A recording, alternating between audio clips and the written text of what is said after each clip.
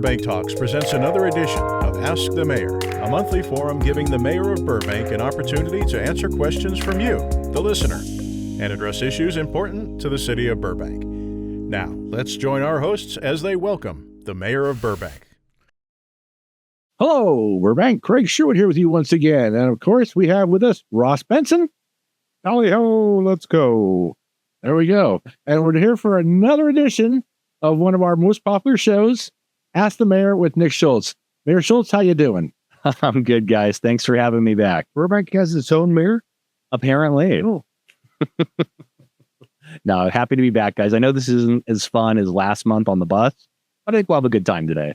I did have a lot of people who commented about the bus. I thought it was a great episode. Me too. In fact, down the line, we should think about doing themed episodes like that, and when the different big issues come up or something. So That's a great idea.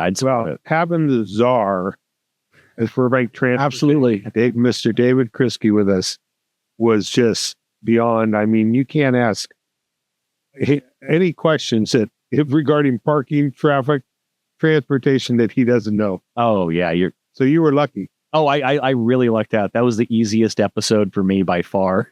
Just let David talk. He's so knowledgeable, and he's a Burbank person. He gets it. He gets the city. He understands it. So Yes, he does. Those little things. When you live here all your life, you graduated from Burbank or boroughs, you know how the traffic flows on any given street.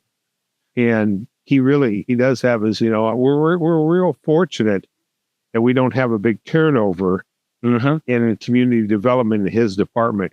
He's had other people under him that have come and gone, but being a Burbank lifer, I was sitting at the old 5 Points, which is Burbank Victory and all that right there, and I was sitting there saying, I wonder how much of a David Kriske footprint is on this new design compared to what used to be there. So, it's so many intricate pieces in that whole traffic intersection now. And I get. We talked about a couple of things, and he brought up a couple. Some of these new things that everybody's going to complain about. Verdugo, everybody complained about, but what did it do?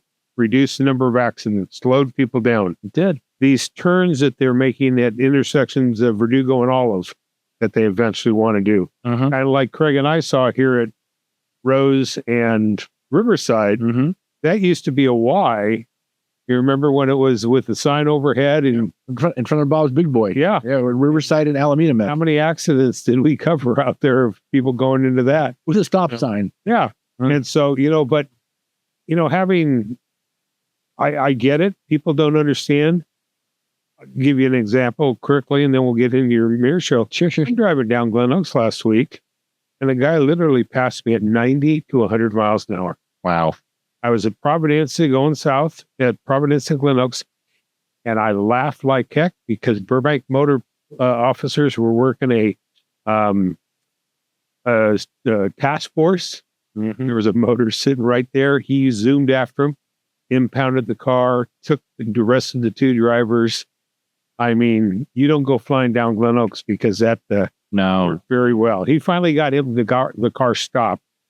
He had to get up to 100 miles himself, and he was on a motorbike. Valencia and San Fernando. The guy saw him coming behind him, but I'll go down Valencia. It in itself is dangerous for the motor officer, too. Exactly.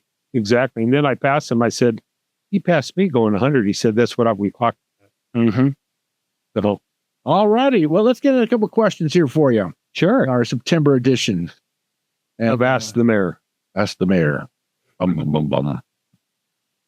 So this is kind of a question from me a little bit, and it's why can't the city put the staff reports and minutes from meetings that are not recorded for the public? As an example, I was looking at the minutes or the meetings, and the Burbank Athletic Federation was going to have a meeting, and they just recently toured facilities, and I go, well, what facilities did they tour? What did they look at? But there's no minutes to look at. They're supposed to approve the minutes as part of their agenda, but there's nothing there except a 2-page agenda. And I find that's with a couple meetings. There's a lot of meetings like that. Sometimes there are the minutes up there, sometimes they're not. So if somebody wants to be informed of what's going on and it's not being recorded, how what would you suggest that we should do to find out that type of stuff? Oh, well, thanks so much, Craig. I think that's a great question. So let me just back up by saying that in general, as you both know, under the Brown Act, for any Brown Act qualifying body, like the council and most of our major commissions, we are required to post a notice of the meeting. And to the extent that there are minutes capturing what happened in that meeting, it is eventually supposed to make its way onto the website. But I think you're hitting on something really important. I've heard it for 4 years now. I've seen it myself. You often have commissions that meet at the same time, so people can't physically be in. Or my pet peeves. Right. Transportation and Sustainable Burbank Commission, for example, they're same exact time. And yeah, you can cross the hallway in CSB and go to both. Well, this week the council and Federate same exact time. That's right. So, I mean, that's a problem. And then what I can tell you is that as part of our PIO subcommittee, we have talked about how we can record more meetings and live stream them. It's really going to come down to an even larger investment in staff. We would need more personnel to capture all of it. And in the long run, that is something that council could look at. I also think that we can make better use of technology. So even if you can't, live stream it or put it on the air, we could hopefully do more audio recording. So maybe folks could have an audio file, just like everyone who listens to your podcast, they could listen in on the meeting. That may have a little bit more staff cost too, but I think in the next budget cycle, that's something actionable that we can do. Everyone could have a little recording device, center of the table. Hopefully it captures, all the conversation that's had in the meeting, and then that could be added to our website. Well, that's funny you say that, because you could do what the school district has done, put a ring camera in the middle of the room. Well, I have actually shown up to a few meetings of rent control, and I've been to 3 or 4 meetings. I bring a GoPro, set it on a little tripod, and it records everything just fine. I mean, that's a simple little nothing. You did hit on a good point. That would mean increasing our PIO staff, which is direly needed. Yeah. They do so much, and they are so outstanding.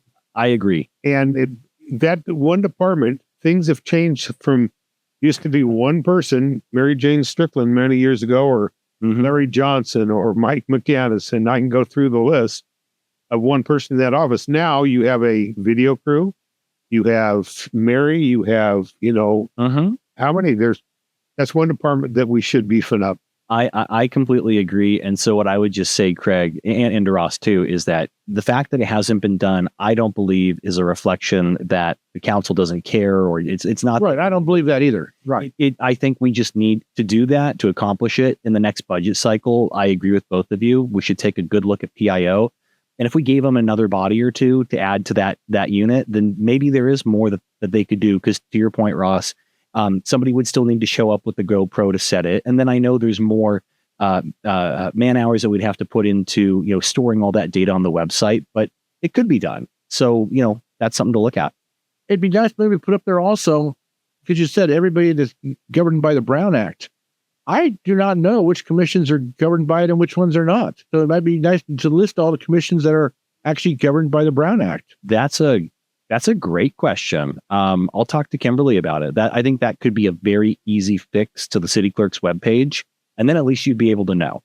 Well, it's funny. At last week's council meeting, they had a report, and I'm trying to think. I think it was they put up there, and they surveyed 30 or 40 different cities. They're doing it for that report. I mean, why can't we take and, if we're surveying that, call those same cities? Yeah. I guarantee there's somebody in their PIO office or their mayor's office or whatever to find out, how do you guys do it? I agree with you. I agree. So, I mean, to your question, Craig, I think that's a great point you made. It's definitely a suggestion I'm supportive of. And I think end of November, we're going to get our budget mid-year review. That might be a great time to talk about, hey, that would be the time for a council member, and I might be the one to do it, to say, let's put together a white paper report. And when we come back with next year's budget, tell us what it would cost. At least we'll know. But what would it cost to add a couple personnel and really be able to capture all the meetings in their entirety with at least audio recording? I think that's doable. Well, like Craig said, there's so many times we'd like to know what's going on. And the city wants to be transparent, but that I hate that word. means, yeah, exactly. But we find that transparent means when they want to be. You're going to look through the slide and not see anything. You know, when we get hit with that quite a bit. Yes, there are most people on a block. If you ask them, we have found, like further down, we have a question here. Mm-hmm. People don't care. You know, you hit that light switch and lights go on. But there are a good share of people in this community that want to know what's going on. And this is how you find out. I agree. You know, especially when they have open applications for like the Burbank Athletic Federation. Unless you're a sports person, do you know what that organization does? You know, Right. Well, you can look at their agenda, but you can't see what their past. Right. Anyhow, let's turn the page here. Okay. Let's get on our Let's get some plane here. And let's get some mileage out of this one. So you recently, a couple weeks ago, you were in Washington D.C. and not your first trip to Washington D.C. as the mayor of Burbank. Mm-hmm. So basically, why were you there? Okay. What you're trying to accomplish, and has anything come from it yet? Which we probably know has not, because it's Washington D.C. and nothing happens there in a quick, you know. But what was the purpose of your trip there this time? And in the past, who are you talking to, and what are you trying to get them to either acknowledge or to fund or to, you know, whatever it is that you're doing there? Now, I have a question after Craig asked that. Mm-hmm. I noticed you're going there when it's sunny and 70, 80 degrees. I don't remember the mayor ever going to the Washington when there's 10 feet of snow. I noticed that you go in the summer months. That's strange. Well, I'm definitely not a snowbird. There actually is a reason. So back in beginning of last year, so beginning of 23, I took over the spot that Bob Frutos had at the time, which was to represent the city of Burbank and our utility, Burbank Water and Power, as part of the American Public Power Association. So we are part of that organization. It's all local utilities, whether it's a city or county or irrigation district, that are providing water and or electric services. And so we lobby together. We go back twice a year to meet with members of Congress, as well as representatives from the Departments of Interior, Energy, transportation, as the case might be. So whoever we need to meet with back there, it's generally to educate them about the issues we're experiencing. And there's always an ask, whether it's more money for projects or changing the law so that we can do the things that they want us to do. How high up in the food chain are you getting when you talk to these people? Are you just talking to assistants and stuff? Or are you ever talking to a member of the cabinet? I think I saw you said you met with Adam Schiff and some other. Yes. So on almost every trip I've gone, I always meet with Adam Schiff unless he's not available. But just this last trip, I met with Adam. And then in the past, I've met with California Senator Alex Padilla. I met with, at the time, Senator Dianne Feinstein's chief staff member as it relates to energy and water. When we go to agencies, and so we meet with Department of Energy or Department of Interior, we're not meeting with assistants, we're meeting with program directors, and I would say mid to upper level management types. But we always want to talk to our elected officials because we want to talk to them about what's happening in our community. And I'll give you both one example. I talked with Adam about this 2 weeks ago. So we tell them about our issue with transformers. There are supply chain issues around the globe, and we have transformers that are aging in place here in Burbank, and we can't get a replacement part. We want to buy American. I guess some others are looking at buying Korean, but we always want to buy American. And there's now a 2-year wait list to get replacement transformers. So we talked to Adam, as we've talked to representatives from Padilla's office and LaFonza Butler's office, and I met Brad Sherman on a prior trip. And we talked to them about the fire at the substation adjacent to Warner Brothers and how critical that would be if that substation goes down, not just that it would have catastrophic impacts to our residents, but one of the region's largest employers can't produce content. That's bad for business. It's bad for our economy. So when we go there, we tell them stories like that.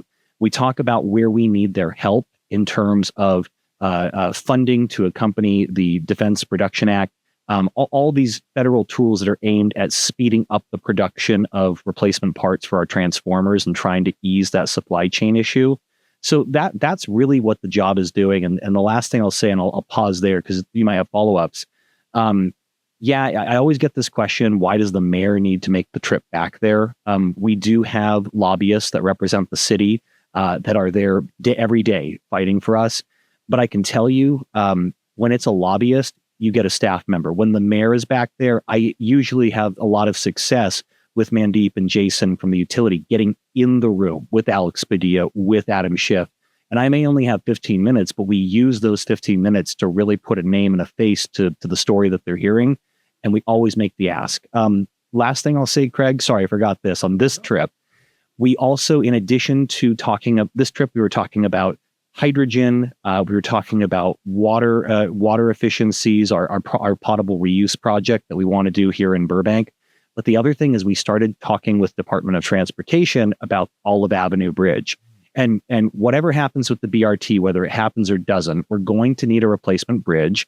And we want it to be multimodal. We want it to be safer for pedestrians to use crossing. We want it to have dedicated bike lanes. This was our first time talking to Department of Transportation about our vision for the project, what we'd like to do. And there was something that came out of it. They gave us a long list, like 2 pages of potential grants and programs that we can apply for to get funding for that bridge. So that's the kind of stuff that just doesn't happen if you're not there at the table making the ask.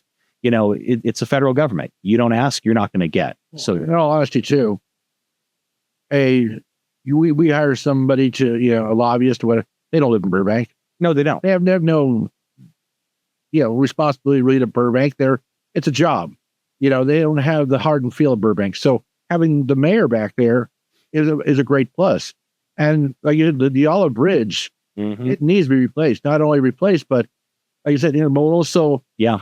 If they go high-speed rail and they decide to put a station here in Burbank, then, we need to have access to buses or whatever it is on that. It needs to be a lot wider bridge and accommodate all that extra types of thing. Plus just safety-wise. That's right. Ross never said before, you ride, when you're kids, you ride your bike over that bridge. One gust of wind, you're on the freeway. Even now, it's like a 3-foot railing. I agree. It's very unsafe and narrow. And we don't have the money in our budget to replace it. We're going to need federal funding. And so it's very much the classic situation of the squeaky wheel gets the grease. Even if we don't do it for 10 years, we're starting the conversation now. We're letting them know that it's a need that we have. And Ross, I didn't forget your question either, my friend. Why always in the warm months?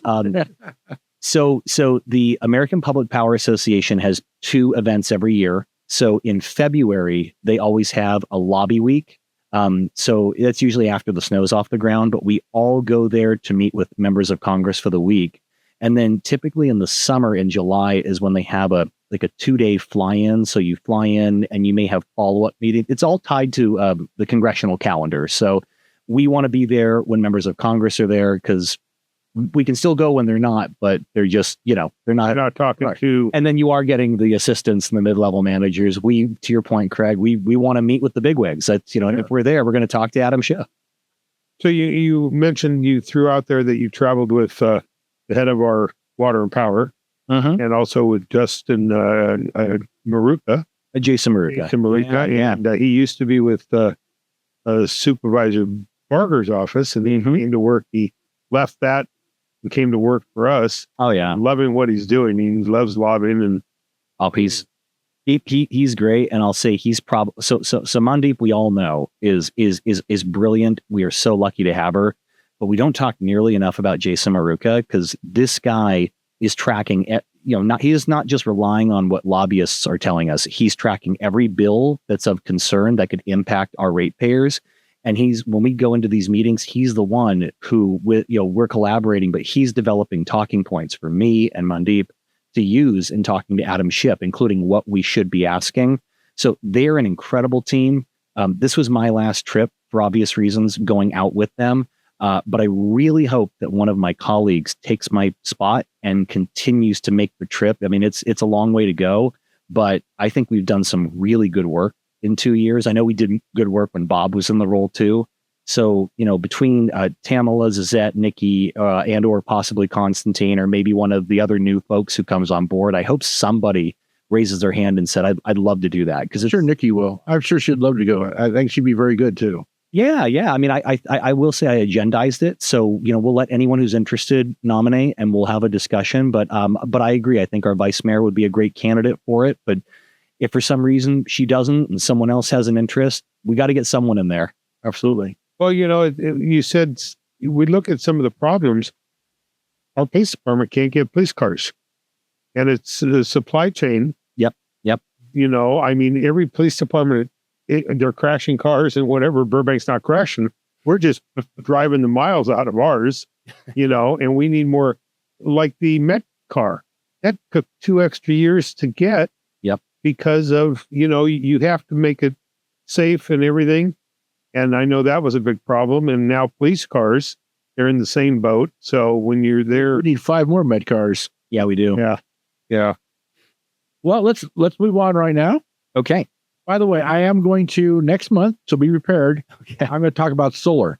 All right. Solar it is. There's a solar. I know there's a solar meeting on Monday night about rates and everything else and transport. So Okay. Some October is going to be solar. All right. do some solar talking. Thank you. Here's a question from one of our readers. Okay, and you know what? I really agree with him. So and it's maybe not worded the best way it can be worded, but so this is from Mike. He wants to know when you're going to have your own public press event demanding that Paul Krikorian apologize publicly to the city of Burbank, the police department, and the 2 individual officers for smearing them with the whole dumping the homeless man hoax. And he's had some colorful things after that, and not to let him get away with it. And, not to be weak. Now, I don't think you're weak at all in any way. You have made statements during the meetings, and are very unhappy. But yeah, when are we going? Now he stepped down as president of the council, or I don't know, or you replaced, or whatever it is. But I really believe too that he does owe the city of Burbank an apology. The investigation was done, and he hasn't said. And I actually asked him for a comment, his staff, and I never got a response. So I think we should call him out a little bit. I mean, what's your feelings on that right now? Yeah, no, I appreciate the question. And to Mike, I would say, trust me, I am methodical and I'm thoughtful, and that should never be confused for weakness. I appreciate your comment there, Craig. I haven't asked for Paul's apology because I don't want to give him that power. I don't particularly care for his apology. He knows what he did. He absolutely does. And I think that it's kind of like in the courtroom. And this probably speaks more to just my mindset and my professionalism. When I get a guilty conviction after all the work that I put into it, we don't gloat. That's not what we do. Don't jump up and down, huh? No. And I mean, look, we could. We definitely could, right? Like we knew we got the guy. We knew he did it. I'm trained to be a consummate professional. The fact is we did a thorough, comprehensive investigation. The video looked bad at first blush. The public was concerned. And I think that what Chief Albany said on the record, it was so eloquent. It was so well said. We know we were in the right. The world now knows that we're in the right. Paul should apologize. Absolutely.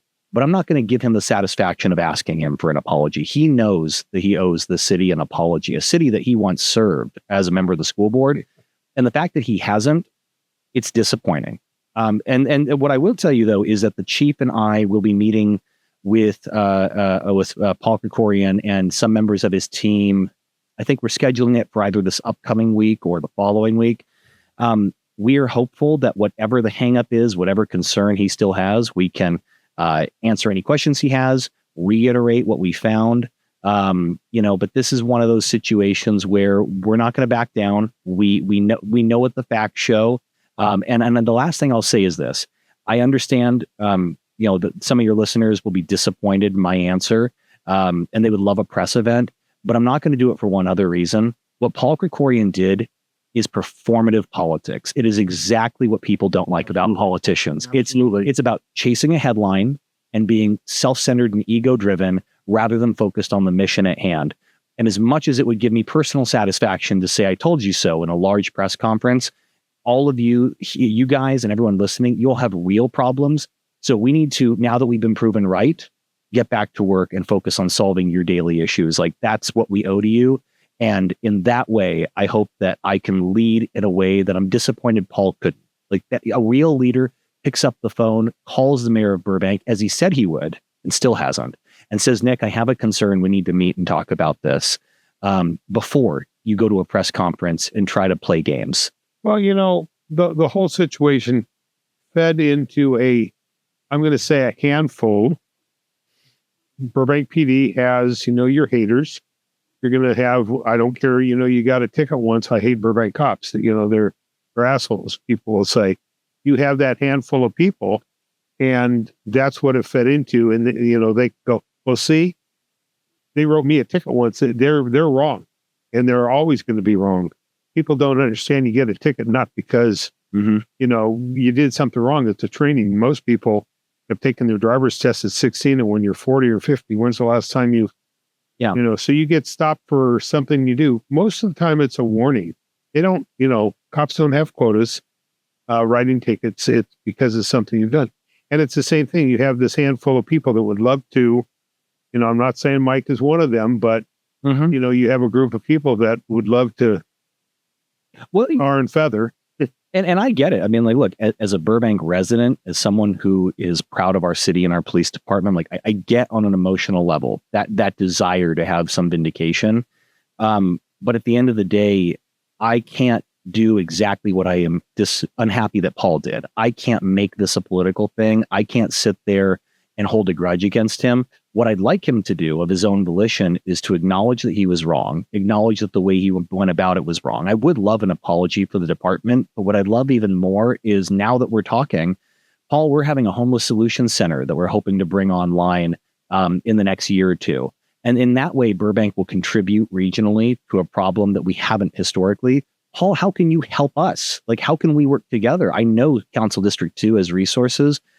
That's where I want. We got a ton of that Measure H money that we don't get too. Yeah, so let's coordinate better. So that's where I come from. Is there's no time to be petty and angry. There's time to solve problems, because the more that I go back and forth with Paul Krikorian, it just validates why people are so disengaged with politics, because it's all about personal feuds and personal spats. Paul doesn't have to like me. I wish he would apologize, but even if he won't, what I care about is, what is he doing? What are we doing? And how can we work together to tackle homelessness in LA? That's, it's funny because you go back to the situation and you could turn on your TV or open up any paper any given day of the week, and the news is going to focus on some negativity to deal with law enforcement. That's we happen not to. We printed it as it was, as Craig was very clear when he printed it. We will wait till the investigation is done. We are not going to point fingers. Yep. It was not cool what he did. But moving on, there's a lot more positives that are coming out of Burbank PD. Tons. Just look at it. Daily, we witness a lot better things, and this, I always say to people, what was your biggest problem 6 months ago? Can you remember to the day? No. Well, and the other thing I'd say, Ross, too, is that I don't think there has been any shortage of criticism aimed at Councilmember Krikorian or his staff or CD2. What I've heard in watching the blogs and listening to the podcast myself is people are rightfully asking the question, that's great you're concerned about Burbank, but why don't you take care of your own affairs? Why don't you focus on your own house and keeping that in order? So I think that, the concern that we have, it is shared by others. Others are carrying the criticism. I'm just going to say, to the extent that Paul or any member of his staff listens to this, look, we know we're in the right.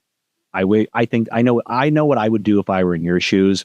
But if you're not going to do that, let's just get together. Let's work through our problems. Let's be good regional partners, because at the end of the day, that's what you all rightfully expect. That's what we should. Well, you just said it. You look at the problem gets worse. You look at the solution, and that is, a lot of people look at it that way. Yeah. I talked to somebody the other day that apparently lives over here near Cahuenga and Riverside Drive in Toluca Lake, and he reminded me about their homeless problem under the bridge there at Cahuenga. You can't drive under a bridge in Burbank and find that, because our Street Plus people and everybody else is out there tackling it. You got to admit, you drive down our streets, and if you see a homeless person, they probably have been contacted by our Met team, by our Street Plus team. We're doing everything. Yeah. What's LA doing? Well, and look, when the chief and I meet with Paul and his staff, if they're willing to listen, we're more than happy to talk about all the things we're doing really well. And hey, if they want to borrow some of those ideas and put them to good use in Council District 2, even better. Well, now we know we have your meeting next. We have another topic for our next show. Also, I'm going to follow up on that thing. I'll keep you posted. And in all honesty, I think in the long run, it kind of blew back in his face and made him look kind of bad, I think, in the long run. So, well, I don't think he realized when we had people write to us, look at the video. Yeah. It's not correct time-wise. It was sped up. Right. You know, a lot of stuff there, they edited out what he wanted people to see. And that's just not right. I mean, if you're going to go jump on somebody, get all your ducks in a line. Exactly. LA politics. I mean, how many of those people are getting arrested anyway for this and that and everything? That is not happening in Burbank. Let's move on. Enough of that. Now, the other night, the council, you guys actually met a longer time in closed session. I know you're not allowed to talk about closed session things, but I know one thing on the closed session agenda was the case of Nick Gutierrez versus the city of Burbank. Nick Gutierrez. Is there a Nick Gutierrez? Well, we think there is, but we can't find a Nick Gutierrez. I tell you, if my name was Nick Gutierrez, I lived in Burbank, I'd change my name. Maybe they thought that was like the John Smith of Spanish names or something, and they would never find him. Who knows? Anyhow, so you guys met a little, and so we have some news about, and it's about council districts. Yeah, that the school district immediately just jumped right into without really. They got kind of scared and did it, which is a total disaster for the school district. But, and I noticed during some of your interviews, Craig, I will say I did listen to your podcast with your different people running for different offices, school board, and so forth. I was not easy on them either. No, you weren't. But again, you laid out, you questioned districting, and I think all of them were in favor of next year whenever they can. Well, that's just our school board president, Emily Weisberg, says she hates it and wants to get rid of it. And hopefully, after we talk about what we're going to talk about right now, we can get some information, because I think if the city is successful, we will see the school district follow along. So what can you give us? What can you tell us? Yeah, where we're going with that whole thing right now? Yeah, so Mr. McDoodle, we're muting your microphone. Don't worry, Joe, if you're listening. As you both know, I can't talk about anything that was discussed in closed session by the council. So everything I'm saying is what I, on good faith and have every reason to believe, is public information. So if people wanted to research it, when it's filed in documents at the courthouse, it's public at that point. Public information. So what you're providing us is what has been. It's public. It's public information. That's right. So Mr. Gutierrez filed a lawsuit last year. And when you file a lawsuit, you initiate a complaint. And so in this case, they're alleging that the city has violated the Voting Rights Act. And there was another cause of action. In that case, one of the first steps you can do is you can file a legal document called a demur. A demur essentially says, we think that the court, you're addressing it to the court. You're saying, we think you should toss this complaint out because they haven't alleged sufficient facts to prove anything. We filed several demurs and had several of them granted with the court agreeing with us. But each time the court said, Mr. Gutierrez, if you want to come back and allege new or additional facts, we'll give you another bite at that apple. Have we seen Mr. Gutierrez yet? I don't believe he's come to court. He's represented by his attorney, as are we. And so they've litigated this. Where it stands now is that one of the two causes of action, the court did agree that there was enough to proceed to trial. That doesn't mean either way. It doesn't mean the court agrees with us or with him. They're just saying, in theory, this is a triable issue. A jury could agree with either party. So we have a tentative trial date set for the middle of 2025. And between now and then, we'll be going through the discovery process. So that might include deposing Mr. Gutierrez and or any individual who is behind the lawsuit or funding it or assisting it in some way. So we'll take depositions, there'll be interrogatories, and depending on what we find from that discovery process, any number of things can happen. It can go to trial.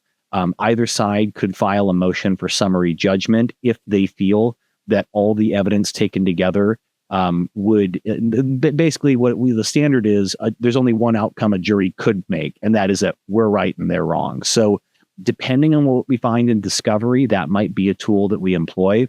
I can't get into it much more than that, but what I will say is I can tell you that between Joe and his team and the other services that we've obtained, we are very well represented. The folks working to defend the city's position are incredibly skilled and competent, and I feel very confident myself in our position. So we'll see what happens in 2025. So what I get from you, a lot of people, we haven't heard about this for a while. It's kind of been quiet. And when we saw the agenda last week, it was, maybe they came up with a decision or something. But I think we hired outside attorneys to handle this case. We've dumped a lot of money into fighting this. And, when you ask to be a juror, you wonder what kind of cases you could sit on. This is you could be a juror sitting, but you got to tell them. Let me expand upon that a little bit. And, I was very critical of the city for not going after Tin Horn Flats economically after that whole thing. All we got back was basically our cost for that one section. We should have sued them for all of our costs. Now, would this be considered like a frivolous type lawsuit if it's thrown out or whatever, or we win? Or can we go after the plaintiff and say, this should never have happened. We want our costs back. We want our like Ross says, money for our consultants, all those things. Is that something, you as a lawyer probably, and we're just talking in general right now, but is that something that, we have a recourse on? So I would say two things. At this stage, despite my personal opinions about the lawsuit, I don't think we can call it frivolous, at least not yet. We're not yet, but we will, I think. We're going to go through, we're going to find all the facts, and then we're going to make our argument in court. But in terms of cost recovery, the the California Voting Rights Act, it's pretty in favor of plaintiffs bringing lawsuits to compel undistricted jurisdictions to go to district. So realistically speaking, if we win, we are still probably going to have to pay our costs. I don't realistically see a path to collecting attorney's fees from Mr. Gutierrez. I mean, let alone what assets he does or doesn't have to do that. Conversely, one of the things we'd have to balance is if you lose, we could be ordered to pay his costs. So again, to your point, Ross, I can't go into what was discussed, but what I can say is from my experience in the course of any litigation, it's not uncommon to periodically check in and make sure, is this something that we all want to still do? You always have to balance the pros and the cons because we are acting in what we hope is the best interest of the city. But, when and if there is some sort of final action taken, whether it's an outcome in court or something else that the next council most likely wants to do, that'll be reported out to the public. Otherwise, we're just going to continue on the course that we've taken. And I feel very confident we're in great hands to defend, in a great position to defend the city. Well, how you explain it now, you are an attorney. We don't have any other attorneys sitting on the dais at this current time. And we have a city attorney that is involved in a lot of stuff going on. Yeah. And you wonder, I know why he's going bald, that's for sure.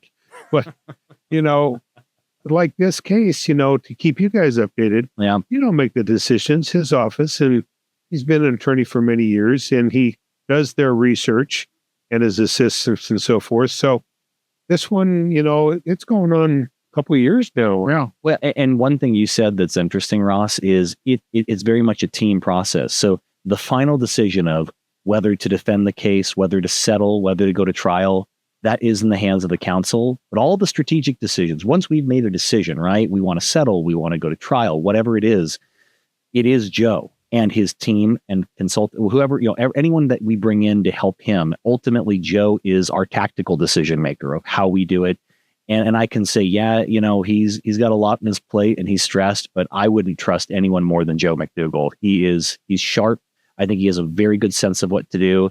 And so what I can say to our listeners and to our residents is, I can't imagine a better team being assembled to guide the city through this. And Joe's on it. He's great. Well, when you guys decided to hire him, when Amy left, you could have gone on to the outside, or he moved up, which was, I think, a very smart move. He's been with the city, I think, over 18 years. Long time. He knows this town very, very well. He does. And knows the issues. And this is not an easy one. There's a lot of cases now. Sometimes we hear people can't figure out why things don't happen like this. Legal matters take a lot of time. You being an attorney know that. How many times things have been held over or whatever. It takes time. It does. And this one has taken a long time. But I think Craig's right. Once the answer comes to this one, the school district. I think if we don't fight this and we were going to, I think it'd be a total confusion for our citizens who don't pay attention like it is now for the people for the school district. That's right. And I think districts is just absolutely a disaster. And I hope the council continues to fight this as long as it takes. Well, I think you have fighting. Right. You have a council. You guys work very well together, and I don't think you guys are up there hitting heads when it comes to this one. You guys are listened to. You hired him. You hired Joe and city manager. Those are the only two people. But he's doing you right. And the other thing I'll just quickly say, Ross, is that, look, both in open session and closed session, there are times when there are differences of opinion and agreement. But I think the one thing this council has always done a good job of understanding is that when we can find common ground and be united, it's better for the community. And look, none of us have the answers. Every decision is a tough decision, including this one.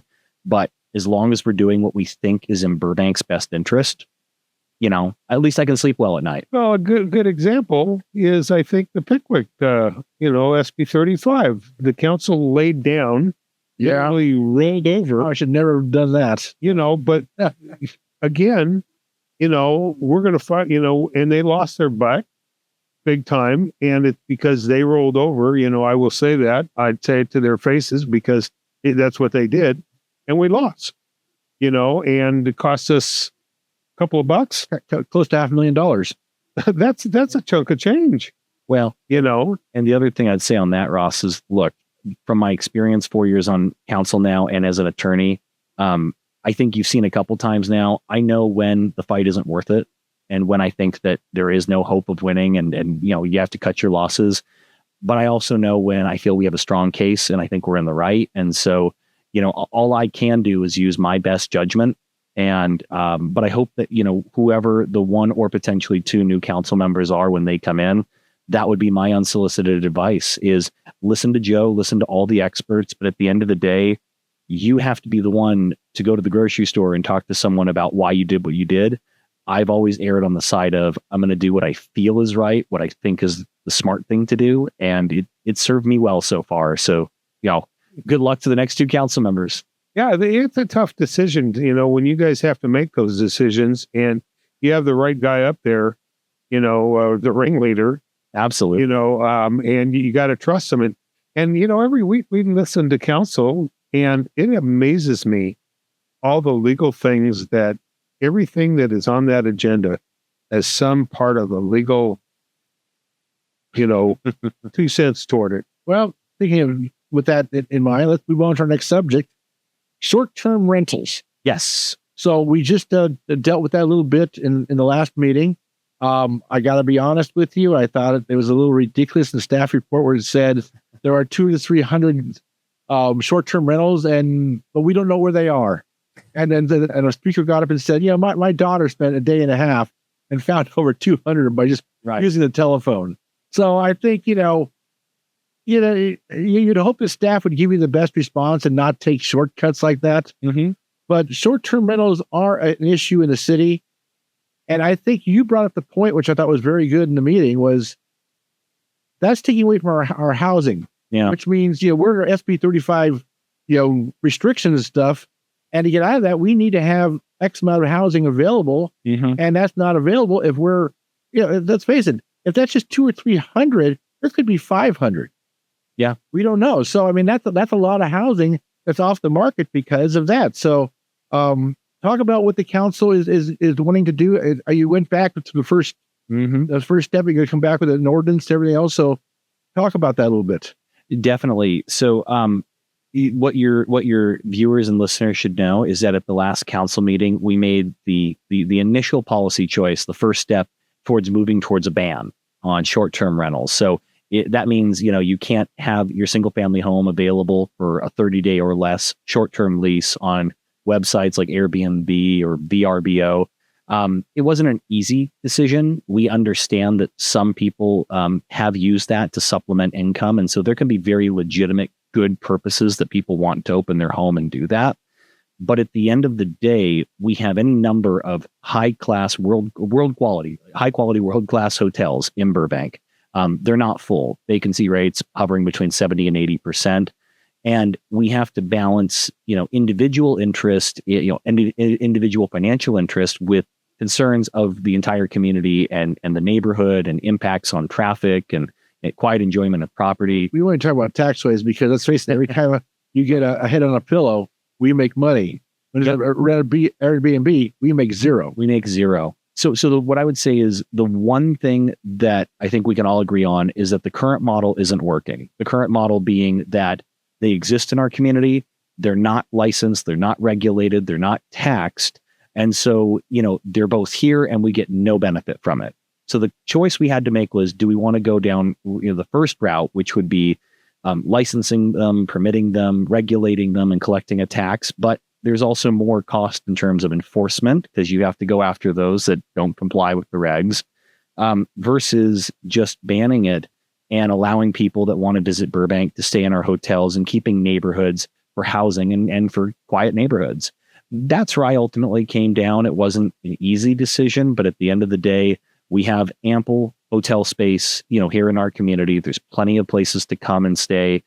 You still can have access to longer term rentals, more than 30 days. So those are still allowed. But all of this is a long-winded way of saying that this is just the start of the process. That decision will not be finalized until most likely next year. So if you're interested in the council race, this is a great question to ask all the candidates of their position on, because ultimately, at least two of them, coupled with our returning council members, are going to have to make the final decision. But we asked staff to start working on preparing an ordinance that would ultimately ban it. And there's going to have to be more outreach to get feedback on that. There's going to be more public meetings. It'll go back to the Planning Commission, I'm sure. So, if you agree with what council did, or heck, even if you don't, the train has not left the station yet. There's plenty of time to give your feedback, but that is the direction for now the council's leading. I'll ask you one question. I know Ross has some probably follow-ups also, but what is our recourse against the Airbnb website that if we do ban them and they continue to list Burbank locations or whoever the listing agencies are, and they continue to list Burbank rentals, even though they're banned here, do we have any recourse against a website like that? Or are we just powerless? We would. I'd leave it to Joe McDougall to better explain it. But yes, right now, Airbnb's short-term rentals, they're neither allowed nor really not allowed under our code. The code's silent to it. So we really can't, we don't have a leg to stand on if we go to Airbnb and say, take down this listing in Burbank. If you regulate it, you could go to them and say, this one's not licensed and permitted to operate here, take it down. Equally, if it's banned, you then at least have an ordinance, a law on the books to say, take it down. So whichever way we go, I think we benefit from doing something. Whereas the way we've been in this sort of weird purgatory where it's not legal, but it's not illegal, it hasn't really served anybody. Don't ask, don't tell. Exactly. Well, it brings up a great point. People don't realize our hotels pay quite a bit, bed tax. Oh, and yeah. But also when you walk into a hotel, any hotel in Burbank, they're clean. They have working fire alarm systems. They have drills. They do all these things. When you're in an Airbnb, you have nothing guaranteeing that there's going to be a smoke alarm in the place. You have no guarantee that there will or won't be bed bugs. I mean, I can go on, the list goes on. And it kind of gets me without regulation. It's right like our food trucks in town. They have to be licensed to operate in Burbank. You have to have some type of control. And right now, we don't got much control. No. And the one, not to interrupt your thought, Ross, but I would say, for those who might disagree with me and say, hey, we should regulate it. What I would say is, if we're going to regulate it, the reason I didn't go that direction, A, is because I think housing should be for housing. But B, there's a lot of questions we haven't answered. If you are going to regulate it, How many are you going to allow in the city? To your point, is there an inspection or verification process to make sure the properties are safe? These are all questions that we would have to answer, and we would have to make it all make sense. So the fees that we would impose on the short-term rentals, yes, we'd want to keep some of that for profit, but we would have to reinvest a lot of it to make sure that we're properly enforcing it. So yeah, to your point, I think no matter which way the next council ultimately goes, there's a lot of questions we have to answer. And what isn't working is what we're doing right now, which is... Yeah, years ago, I remember code enforcement, the business license guys, they would read the newspaper when we would have a newspaper, and somebody would put an ad up in the newspaper, and people would, they get a call or a visit from code enforcement, and they'd go, how did you know I was, in business? Blah, blah, blah. That's when we were proactive. Well, there you go. We're reactive. You're right. Burbank is not proactive, but it's kind of, we're going to have to train people. That's right. And get more inspectors, because they're out there doing a lot more stuff now. But I think it's something that, times have changed, and I think we need to kind of control them, get the horses kind of roped up back into the barn some way. I completely agree. So stay tuned and seriously ask all the council candidates about it. And next year, I fully expect there to be any number of outreach and public meetings where people can give their opinion. And I think what you're going to get is, those people that own Airbnbs, they're not going to want to go to any public meeting. They don't want to be seen that, I own 2 or 3 places and I'm making tons of bucks hand over fist. Yeah. A real issue like in the Hollywood Hills and stuff. And now these houses are sitting vacant and become vandalized, and nobody even, it's a mess. Well, I think Burbank, you got to admit, Burbank does have a lot of crazy rules, but this is one. This is what this is how we can it's a good crazy rule. the riffraff out of Burbank. The party houses that the neighbors, 30 cars in front of a house on a weekend. Especially up on the hill. Oh, yeah. I mean, last night I heard police call go out at 3:30 in the morning for a party at a house. And then they advised them it's a rental house. The neighbors having a fit. It happens. It does. And to your point, Ross, I mean, look, I understand and I want to safeguard everyone's right to do what they want with their property and to turn a buck. But I have to balance that with, we have to have quiet, safe neighborhoods. You have a right not to be kept up till 4 a.m. because of the party next door.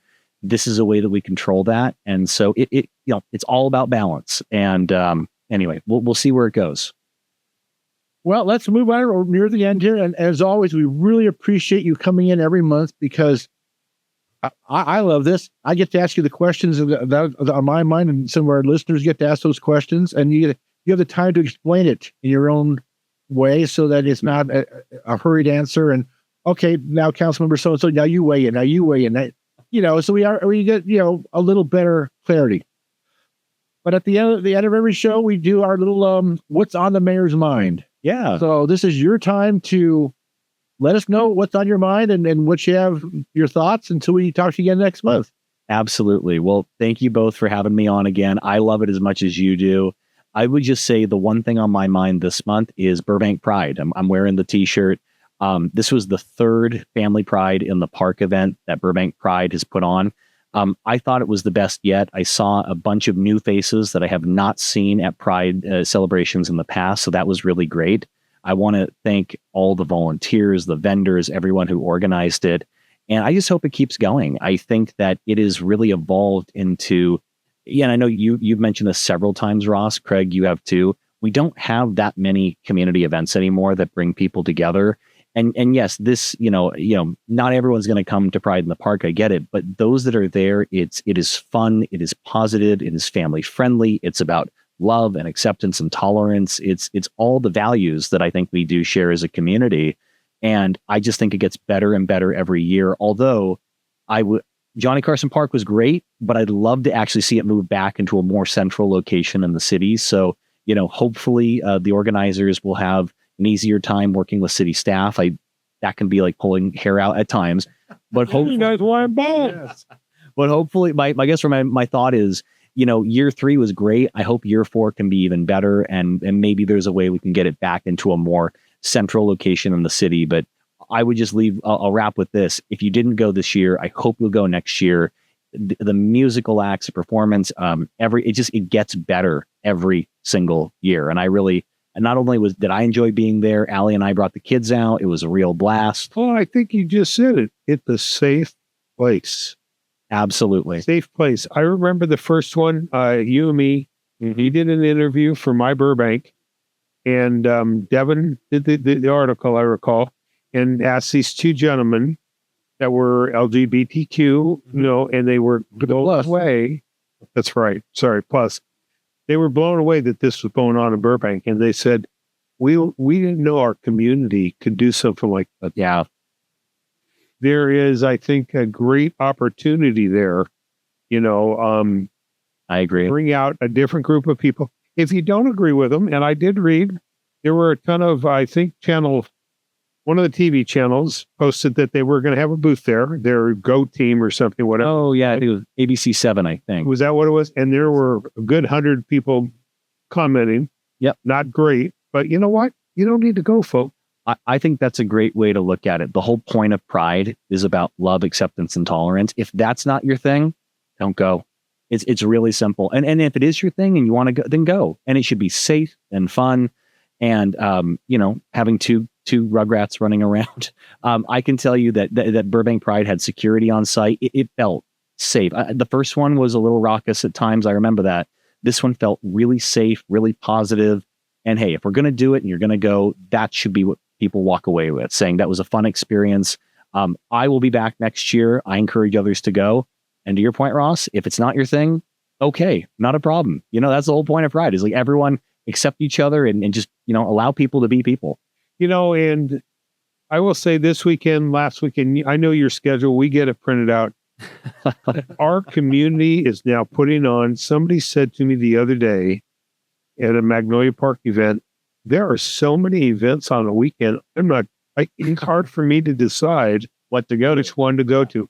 Now, this one, like Craig and I said earlier, this one lacked a little of the promotion that it had. Not everybody knew about it, but the other one was, I don't know how they did it or whatever. I know they didn't come to us. They didn't send us anything.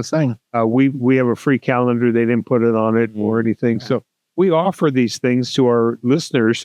My Burbank last year, we did an article, I remember, or we had, somebody would have gone and covered it. We would have covered it. Exactly. Know about it. That's right. So, but there are so many things. Our community is so fulfilling.